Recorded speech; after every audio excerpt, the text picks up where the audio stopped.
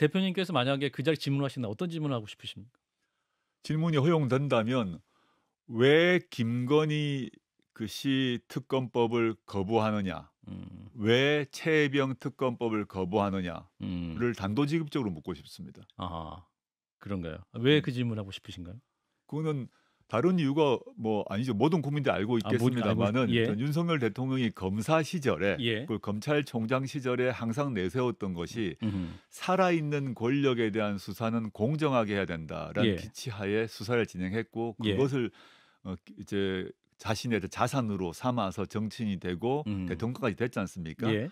근데 막상 대통령이 되고 난 뒤는 살아있는 권력이 관련되어 있는 수사를 스스로 막고 있습니다. 근데 왜 막느냐는 것이죠. 만약에 이준석 대표에게 질문권이 있다면 윤석열 대통령에게 뭘 가장 먼저 묻고 싶은지가 좀 저는 궁금한데. 진짜 이게 냉정하게 저희가 봐야 되는 게 언론도 이제 네. 사실 이게 사업상 하는 건데 예. 윤석열 대통령 기사에 좀 클릭수가 안 나온대요. 그러니까 아무도 윤석열 대통령에게 관심이 없어요. 제가 예. 비하적으로 얘기하는 것도 아니고 그냥 네. 현실이 그래요. 윤석열 대통령이 무슨 말씀을 하시고 지금부터 나 바뀌겠다 이런 거는 흔히 그냥 신년 약속으로 나 다이어트 하겠다 이런 정도의 약속으로 들리지 네. 어느 누구도 바뀔 거라 기대하지 않고 작심삼일일 거라 기대하고 있고 그래서 저는 하고 싶은 질문도 별로 없어요. 저 알 만큼 알아요. 윤석열 대통령에 대해서. 뭐 질문하고 싶은 것도 듣고 싶은 답도 별로 없으세요? 아니, 뭐라 얘기할지 뻔히 알고 있고 예. 그거 다 안 지킬 거 뻔히 알고 있고 네. 이게 지금 신뢰의 상실이거든요. 예. 윤석열 대통령이 또 취재진 앞에 섰습니다. 신임 민정수석을 직접 소개한 뒤 이번에는 질문을 먼저 받겠다고 했습니다. 저한테 질문하실 거 있으면 제가 두 분 신임 정도 수석하고 얘기하기 전에 한 두 분 정도 좀 질문을 받겠습니다. 대통령실은 말이 아닌 행동으로 소통 강화를 보여준 거라고 설명했습니다. 모레로 예정된 취임 2주년 기자회견에서도 가능한 모든 주제에 대해 최대한 많은 질의를 받겠다고 했습니다. 하지만 얼마나 소통할지는 미지수입니다.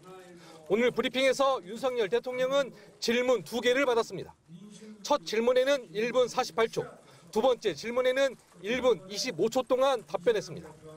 최대한 많은 질문을 받을 경우 1시간 동안 30개 가까운 질문과 답변이 오갈 것으로 보입니다. 자칫 질문 개수만 많고 깊이 없는 답변만 내놓을 수 있는 겁니다.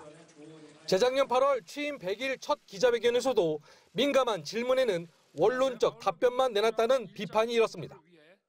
조직과 정책과 이런 과제들이 작동되고 구현되는 과정에 어떠한 문제가 있는지, 소통에 어떤 문제가 있었는지를 면밀하게 짚어나갈 생각입니다. 무엇보다 중요한 건 대통령이 하고 싶은 말만 할 게 아니라 국민들이 듣고 싶은 말을 해야 한다는 것입니다. 의대 정원 문제나 듀얼백 갖고 이야기했을 때 국민들께서 야 이거 뭐 고구마 몇 개 먹고 물 안 마신 것 같은 그런 느낌 받았잖아요. 그런 걸 좀 깨부수는 좀 그런 파격을 보이시고 철저한 자기 반성과 사과. 기자회견을 한다는 게 뉴스가 되는 건 분명 비정상적 상황입니다. 그러기에 최상병 사건 수사 외압 의혹과 김건희 여사 특검 등 민감한 질문에 대한 대통령의 답변이 변화 의지를 보여줄 잣대가 될 것으로 보입니다.